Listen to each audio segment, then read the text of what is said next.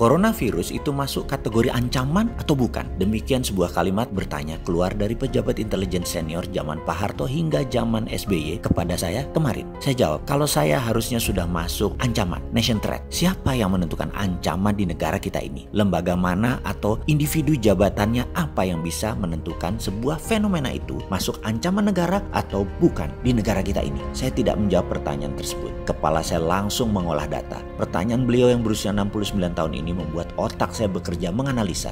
Yang dia lanjutkan dengan kalimat, begitu ada saran dari WHO untuk membuat tindakan nasional Indonesia masuk kategori bencana, di mana bencana tersebut bisa masuk kategori 4, yaitu state emergency, yang bisa membuat beberapa daerah di lockdown. Pejabat negara saat ini tidak melakukan apa yang disarankan WHO tersebut, membuat banyak pengamat dunia ketar-ketir. Alasannya pejabat tersebut ada banyak yang coba kita harus pahami. Misalnya, ekonomi bisa lumpuh, biayanya besar karena cadangan pangan, cadangan energi, cadangan obat-obatan. Apakah cukup untuk hajat hidup selama beberapa daerah diisolasi? Kita coba pahami sisi pejabat negara yang selama ini punya pola sama. Kata bisa rugi, kata tidak ada dana, kata ekonomi berat menjadi alasan paling dominan. Karena itu berat banget untuk negara mengumumkan corona sebagai ancaman negara. Saat ini corona bukan ancaman negara, corona hanya ancaman kesehatan dengan harapan sembuh sendiri gitu ya. Karena ancamannya kesehatan yang bisa mempengaruhi ekonomi, maka keputusannya hanya himbauan sambil berusaha meniru ala Korea Selatan.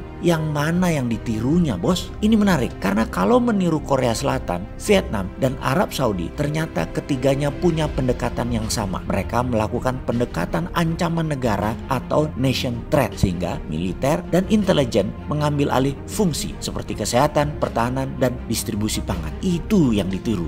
Bener deh, social distancing bisa dilakukan kalau masalah kesehatan, namun new coronavirus, codename-nya COVID-19, adalah biological weapon. Ini harus pendekatannya ancaman negara, yaitu segera putuskan menjadi darurat militer. Apakah lebay ide ini? Boleh jadi lebay. Kita ada baiknya melihat masalah coronavirus yang senjata biologi ini dilihat dari bigger perspektif, kacamata yang lebih luas. Satu, ini adalah ancaman negara. Dua, ini adalah warfare atau perang. Saat ini pendekatannya adalah darurat sipil dengan strategi social distancing. Rasanya tidak akan efektif. Bisa-bisa ini sudah telat walau masih cukup waktu, dan jika tindakannya tepat. Sudah lebih 200 orang yang terpapar di daerah pandemik, khususnya Jakarta dan beberapa kota lainnya. Jadi ada baiknya kita containment, kita kotakkan. Jakarta masuk pandemik, sudah masuk kategori orange, dan sebaiknya dilakukan social separation, meniru Vietnam, meniru Arab Saudi. Dirumahkan penduduk Jakarta dengan militer menjaga setiap titik-titik distribusi. 7 hari ke depan, financial market bursa saham ditutup. Anggap saja nyepi 7 hari misalnya. Cina dengan strateginya melockdown kota Wuhan dan membatasi provinsi Hubei. Ternyata kurang dari 1 bulan ke depan, seluruh negara Cina selesai masalah corona. Dan di semester kedua tahun 2020, mereka duluan take off.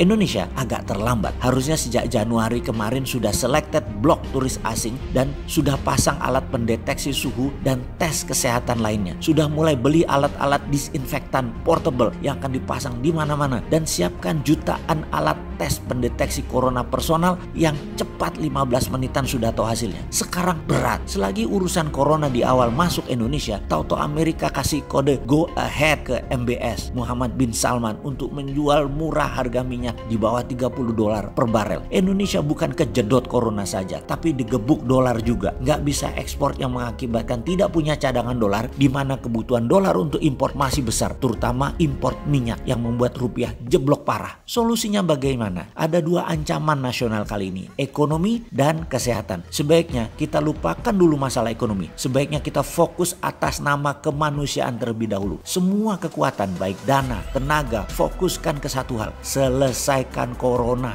Di atas economic value yang selalu diutamakan saat ini, ada yang berada di atas nilai ekonomi, yaitu nilai kemanusiaan. Negara harus hadir. Dana nggak sampai 13 triliun. Waktunya juga nggak sampai 1 bulan Jakarta di lockdown. Pusat pemerintahan pindah ke Solo atau Jogja. Bisa kok. Jakarta plus Jabodetabek lockdown 10 hari kalau perlu. Pakai darurat militer ala Vietnam, ala Saudi Arabia, Kemhan, BNPB, Kasat, Panglima, BIN, dan Menkes. Bisa selesaikan. Ini bisa semua diselesaikan dengan cepat. Mereka semua adalah men with uniform. Faham sekali apa yang harus mereka lakukan. Dan apa yang mereka akan lakukan. Seperti di Korea Selatan. Semua manusia dites. Portable test. Semua didisinfektankan. Selagi semua di lockdown. Hanya personal keamanan yang boleh keluar. Kecuali warga yang memerlukan kebutuhan penting seperti ke rumah sakit. Itu pun dikawal tentara. Sekedar pengingat, dengan 227 terpapar, 19 meninggal, itu Iran 3 minggu yang lalu. Sekarang 10.000 terpapar, 1.000 meninggal di Iran karena tidak mau lockdown.